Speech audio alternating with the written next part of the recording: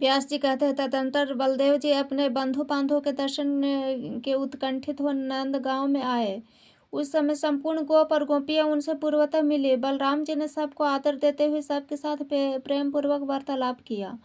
किन्हीं ने उनको हृदय से लगाया, कुछ लोगों ने उन्हें गाढ़ आलिंगन किया तथा कुछ गोप गोपियों के साथ बैठकर उन्होंने हास्य विनोद किया। वहां गोपियों ने बलराम जी से अनेकों प्रिय लगने वाली बातें कही। कुछ गोपियां उन्हें देखकर प्रेमानंद में निमग्न हो गईं तथा कुछ दूसरी गोपियों ने ईर्ष्या पूर्वक कहा, चंचल प्रेम रस के आस्वादन में व्यग्र रहने वाली नागरी स्त्रियों के प्रियतम श्री कृष्ण जो सुख तो सुख से है ना, क्षणिक अनुराग दिखाने वाले श्याम सुंदर क्या कभी हमारे ज्येष्ठाओं का उपहास करते हुए नगर की महिलाओं के सौभाग्य के का मान न बढ़ाते हुए क्या श्री कृष्ण कभी हमारे गीतों का अनुसरण करने वाले मधुर स्वर का स्मरण करते हैं?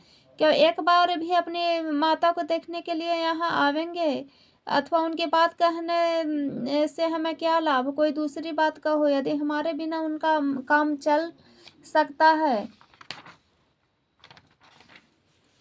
तो उनके बिना हमारा भी चल जाएगा। हमने उनके लिए पिता माता भ्राता पति और बंधु बांधव किसको नहीं छोड़ा।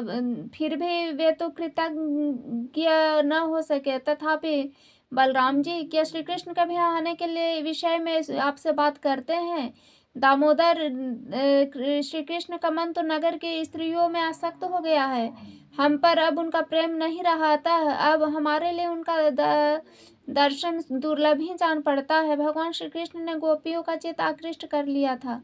वे बलभद्र को भी हे कृष्ण हे दामोदर कहकर पुकारने लगे और जोर जोर से हंसने लगी। तब बलराम जी ने श्री कृष्ण के सौम्य मधुर प्रेम मूर्ति, अभिमान शून्य और अत्यंत मनोहर संदेश सुनकर गोपियों की सांत्वना दी। गोपियों के साथ प्रेम पूर्वक हास्य परिहास युक्त मनोहर बातें की और पहले की ही भांति वे उनके साथ व्रज भूमि में विचरने लगे। 2 महीने वहां रहकर वे पुनः द्वारका को चले गए। उनका विवाह राजा रेवत की कन्या रेवती से हुआ। उसके गर्भ से बलराम जी ने निषट और उल्मुख नामक 2 पुत्र उत्पन्न किए। विदर्भ प्रदेश में कुंटिलपुर नामक एक नगर है, वहां राजा भीष्मक राज्य करते थे। उनके पुत्र का नाम रुक्मी और कन्या का नाम रुक्मणी था। श्री कृष्ण रुक्मणी को प्राप्त करना चाहते थे और मनोहर मुस्कान वाले रुक्मणी भी श्री कृष्ण चंद्र को पति रूप में पाने की अभिलाषा रखती थी। उन्होंने कुंडिल नरेश रुक्मणी के लिए प्रार्थना भी की, किंतु रुक्म ने द्वेषवश श्री कृष्ण की प्रार्थना ठुकरा दी। जरासंध की प्रेरणा से परम पराक्रमी राजा भीष्मक ने रुक्मी के साथ मिलकर शिशुपाल को अपनी कन्या देने का निश्चय किया। शिशुपाल का विवाह संपन्न करने के लिए जरासंध आदि सभी प्रमुख राजा उनके साथ ले कुंडलपुर में गए। श्री कृष्ण वहीं बलभद्र आदि यादवों के साथ चैतन्य नरेश का विवाह देखने के लिए वहां उपस्थित हुए। विवाह होने में एक ही दिन देर थी। इस समय श्रीहरि ने बलभद्र आदि बंधु जनों पर शत्रुओं के रोकने का भार रखकर राजकुमारी रुक्मणी को हरण कर लिया। इससे पौड्रक, दंतवक्र, विदुरथ, शिशुपाल, जरासंध और श्राल्व आदि राजा बहुत कुपित हुए। उन्होंने श्री कृष्ण को मार डालने की भारी चेष्टा की, किंतु बलराम आदि यादव वीरों ने सामना करके उन सबको परास्त कर दिया। तक रुक्मी ने यह प्रतिज्ञा करके कि मैं श्री कृष्ण को युद्ध में मारे बिना कुंडिलपुर में प्रवेश नहीं करूंगा, श्री कृष्ण का पीछा किया, परंतु चक्रपाणी श्री कृष्ण ने हाथी, घोड़े, पैदल और रथों से युक्त रुक्मी की चतुरंगी सेना का वध करके उसे लीलापूर्वक जीत लिया और पृथ्वी पर गिरा दे। इस प्रकार रुक्मी को जीतकर मधुसूदन ने रुक्मणी के साथ विधि पूर्वक विवाह किया। रुक्मणी के गर्भ से बलराम प्रद्युम्न का जन्म हुआ, जो कामदेव के अंश थे, जिन्हें जन्म के समय ही शंभासुर ने हर लिया था और उन्होंने बड़े होने पर शंभासुर का वध किया था। मुनियों ने पूछा, मुने, शंभासुर ने वीरवर प्रद्युम्न का अपहरण कैसे किया? महापराक्रमी शंबर प्रद्युम्न के हाथ से किस प्रकार मारा गया?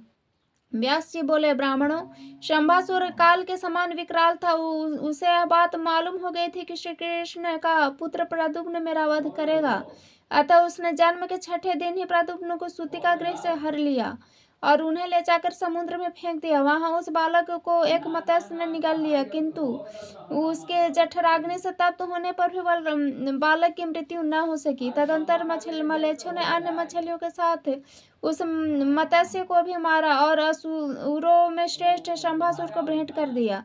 उसके घर में मायावी नाम की एक युवती गृह स्वामिनी थी। वह सुंदर रसोई का आधिपत्य करती थी। जब मछलियों का पेट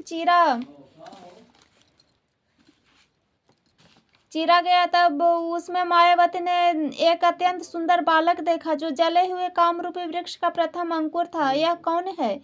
किस प्रकार मछली के पेट में आ गया? इस प्रकार कौतूहल में पड़ी हुई उस कृशाग्नि तारुणी से नारद जी ने कहा, संपूर्ण जगत की सृष्टि पालन और संहार करने वाले भगवान श्री कृष्ण का पुत्र है। इसे शंभासुर ने सौर्य से चुरा कर समुद्र में फेंक दिया और वह मत्स्य ने निगल लिया। यही वह बालक है जो आज तुम्हारे हाथ आ गया है। सुंदरी, यह मनुष्यों में रत्न है, तुम पूर्ण विश्वास के साथ इसका पालन करो।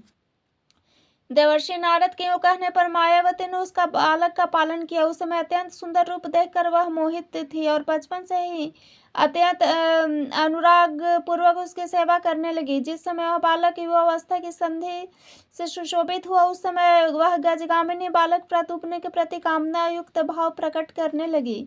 मायावती ने महात्मा प्रतुप्न को सारी माया सिखा दी। उसका मन उन्हीं में रमता था और उसके नेत्र सदा उन्हीं को निहारते रहते थे। मायावती को अपने प्रति आसक्त होते देख कमल नयन प्रदुप्न ने कहा, तुम मातृभाव का परित्याग करके यह विपरीत भावना कैसे करती है? मायावती ने कहा, तुम मेरे नहीं भगवान श्री कृष्ण के पुत्र हो। तुम्हें काल रूपी शंभासुर ने चुराकर समुद्र में फेंक दिया था। तुम मुझे मछली के पेट से प्राप्त हुए हो प्रिय। तुम्हारे पुत्र वत्सला माता आज भी तुम्हारे लिए रोती है। मायावती के कहने पर महाबली प्रतुप्न चित्त क्रोध से व्याकुल हो उठा। उन्होंने शंभासुर को युद्ध के लिए ललकारा और उसकी सारे दैत्य सेना का संहार करके सातों माताओं को जीतकर उसके ऊपर 8वीं माया का प्रयोग किया। उस माया से प्रद्युम्न ने काल रूपी शंभासुर को मार डाला और आकाश मार्ग से उड़कर मायावती के साथ अपने पिता के नगर में आए। अंतपुर में उतरने पर मायावती सहित प्रद्युम्न को देखकर श्री कृष्ण की रानियां प्रसन्न हो अनेक प्रकार के संकल्प करने लगी। रुक्मिणी की दृष्टि प्रद्युम्न की ओर से हटती ही नहीं थी। वे स्नेह में भर कर कहने लगी, यह अवश्य ही किसी बड़भागिनी का पुत्र है। अभी इसका युवावस्था आरंभ हो रहा है। यदि मेरा पुत्र प्रद्युम्न जीवित होता तो उसकी भी यही अवस्था होती। बेटा, तुमने अपने जन्म से किस सौभाग्यशालिनी जननी की शोभा बढ़ाई है, अथवा तुम्हारे प्रति मेरे हृदय में जैसा स्नेह उमड़ रहा है उसके अनुसार मैं यह स्पष्ट रूप से कह सकती हूँ कि तू श्री हरि के ही पुत्र हो। इस प्रकार श्री कृष्ण के साथ नारद जी वहां आए। उन्होंने अंतःपुर में रहने वाली रुक्मिणी देवी से प्रसन्नता पूर्वक कहा, सुब्रू, यह तुम्हारा पुत्र प्रद्युम्न है। इस समय शंभासुर को मारकर यहाँ आया है। कुछ वर्ष पहले शंभासुर ने ही तुम्हारे पुत्र को सूतिका गृह से हर लिया था। यह तुम्हारे पुत्र की सती भार्या मायावती है, यह शंभासुर की पत्नी नहीं है। इसका कारण सुनो। जब शंकर जी के कोप से कामदेव का नाश हो गया, तब उनके पूर्व जन्म की प्रतीक्षा करती हुई रति ने अपने मायामय रूप से शंभासुर को मोहित किया। देवी, तुम्हारे पुत्र रूप में ये कामदेव ही अवतीर्ण हुए हैं। यह उनकी ही पत्नी रति है। कल्याणी, यह तुम्हारे पुत्र वधि है, इसमें किसी प्रकार की विपरीत शंका न करना। यह सुनकर रुक्मिणी और श्री कृष्ण को बड़ा हर्ष हुआ। समस्त द्वारका पूरी धन्य धन्य कहने लगी। चिरकाल से खोए हुए पुत्र को माता रुक्मिणी का मिलन देख द्वारकापुरी के साथ लोगों को बड़ा विस्मय हुआ। व्यास जी कहते हैं, रुक्मिणी ने प्रद्युम्न के अतिरिक्त चारुदेषण, सुदेषण, चारुदेह, सुषेण, चारुगुप्त, भद्र, चारुविंद, सुचारु, बलवानों में श्रेष्ठ चारु नामक पुत्र तथा चारुमती नाम की कन्या को जन्म दिया। रुक्मिणी के सिवा श्री कृष्ण के साथ पटरानियां और थीं। उनके नाम हैं कालिंदी, मित्रविंदा, राजा नग्नजित की पुत्री सत्या, जामवंत की कन्या, इच्छानुसार रूप धारण करने वाली रोहिणी देवी जामवंती, अपने शिर से विभूषित भद्र राजकुमारी भद्रा, सजाचित की पुत्री सत्यभामा तथा मनोहर मुस्कान वाले लक्ष्मणा, इनके सिवा श्री कृष्ण ने 16,000 स्त्रियां और थीं। महापराक्रमी प्रद्युम्न ने रुक्मी की सुंदर कन्या को और उस कन्या को श्रीहरि के पुत्र प्रद्युम्न को स्वयंवर में ग्रहण किया। उसके गर्भ से प्रद्युम्न जी के अनिरुद्ध नाम का पुत्र हुआ, जो महाबली महापराक्रमी, युद्ध में कभी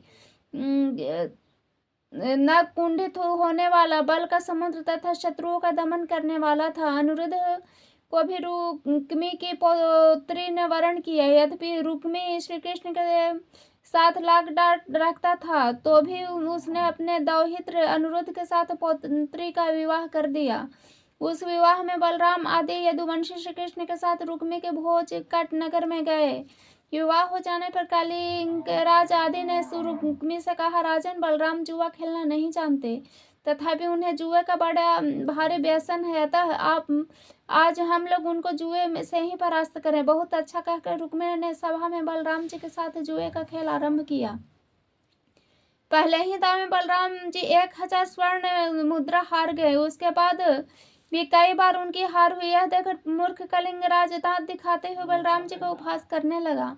मनमोत्स रुक्म ने भी कहा, बलभद्र, जो धूत विद्या को बिल्कुल ज्ञान नहीं, इसलिए बार बार हार खानी पड़ी है। व्यर्थ ही घमंड में आकर अपने को धूत विद्या का पूर्ण ज्ञाता मानते हैं। तब बलराम जी ने क्रोध भरकर 1 करोड़ स्वर्ण मुद्राएं दांव पर लगा दी। रुक्मिणी ने पासा फेंका। अब की बार बलभद्र जी की जीत हुई। उन्होंने उच्च स्वर से कहा, मैंने जीत लिया। रुक्मी बोला, क्यों झूठ बोलते हो? जीत तो मेरी हुई है। तुमने इस दांव के विषय में चर्चा अवश्य की थी, परंतु मैंने उसका अनुमोदन तो नहीं किया था।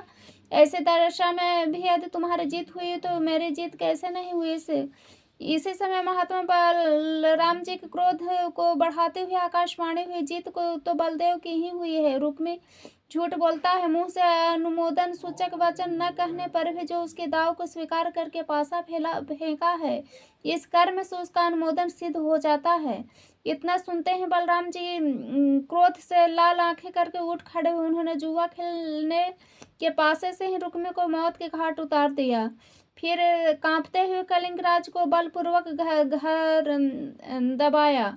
जिन्हें दिखाकर वह हंसता था, उस दांतों को कुपित होकर तोड़ डाला। फिर सभा भवन के सुवर्णमय विशाल स्तंभ को खींच लिया और क्रोध में आकर रुक्म के पक्ष में आए हुए समस्त राजाओं को संहार कर डाला। बलराम जी के कुपित होने पर संपूर्ण राजा लोग हाहाकार करते हुए भाग खड़े हुए। बलराम जी के द्वारा रुक्मी को मारा गया सुनकर श्री कृष्ण चुप रहे। रुक्मिणी और बलराम दोनों के संकोच से वे कुछ बोल न सके। तदंतर विवाह के बाद भगवान श्री कृष्ण अनिरुद्ध सहित यादवों को साथ ले द्वारका चले आए।